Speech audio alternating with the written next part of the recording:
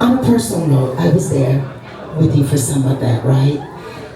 And seeing who you are now and seeing your ability to talk about it, you couldn't even talk about it. There was a time when you couldn't even talk about it. So this right here is resilience. This right here is you being on the other side. It's never gonna go away like you said. But you're living with it and you're figuring out how to move forward. Yeah. All right, I'm gonna lighten it up a little bit by talking about living your life and having your relationship out in the public eye. That brings us to our connection through a little show called Love and Hip Hop. Yeah!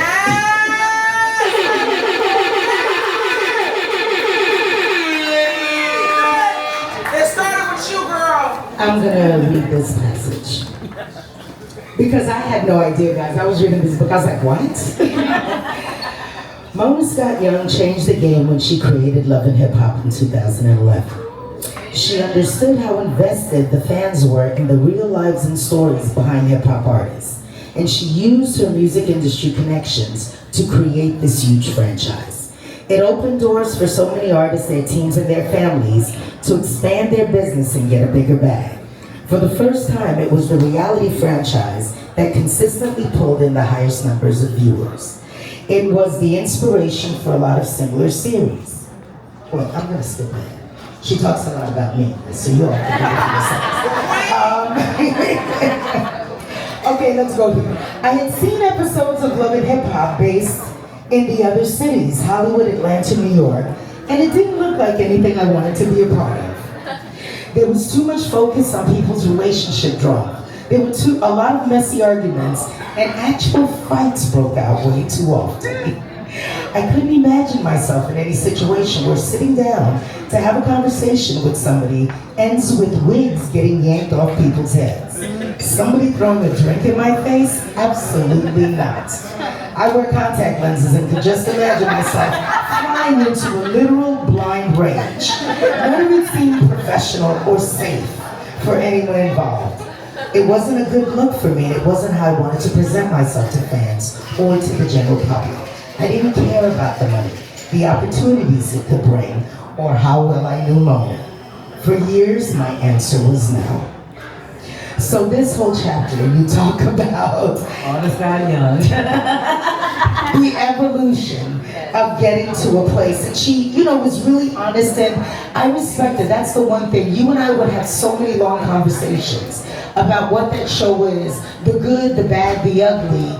And the one thing that I always say is, you have the ability to dictate, right? How you are portrayed, what you want to give, by being very conscious of your actions. And the other opportunity that you have is to fix whatever it is, right? If you have a scene that you don't like, you can always come back around.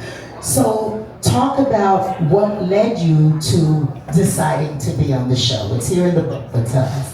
Well, Mona asked me, actually, it was about 4 years, constantly back if I was like, no, I don't think so. I just kept watching the show. I was like, ooh, this is entertaining, but no. And so in the midst of that, I remember I had created the Rockstar Music Group, and that was the label I had signed some artists. And at this point, we're like in the part of, music where there's no more 106 in Park, there's no more MTV and all this stuff that we were utilizing platforms for artists to get exposure. And I thought, well, this could be a good light for it. I could be an artist, I could do this, I can show myself, me continuing to do music and just navigating through that in my way. And I thought about it and I was like, and then it's Miami, so I got so many other people that I can bring on to benefit. There's Bobby, there's Trick, there's my cousin Joy, and there's all, this is a whole cast. And I was like, you know what, Mona, 5th year, I'll do it.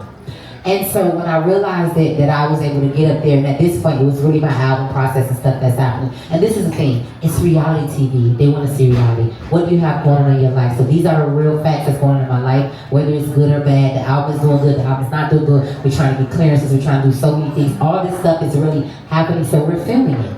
And once I really saw that part of it, and I know the drama comes in, but the first few years I wasn't even on the scenes for the drama, so I didn't really see it. But I knew, like, once you kind of, like, put your story together, and this is your truth. This is how you're figuring it out. Whether you're in a good space in your career or your space is rocky, you're trying to bring it up. All of that was the platform to show that, and that was the green light for me. Like, you know what? Let's do it.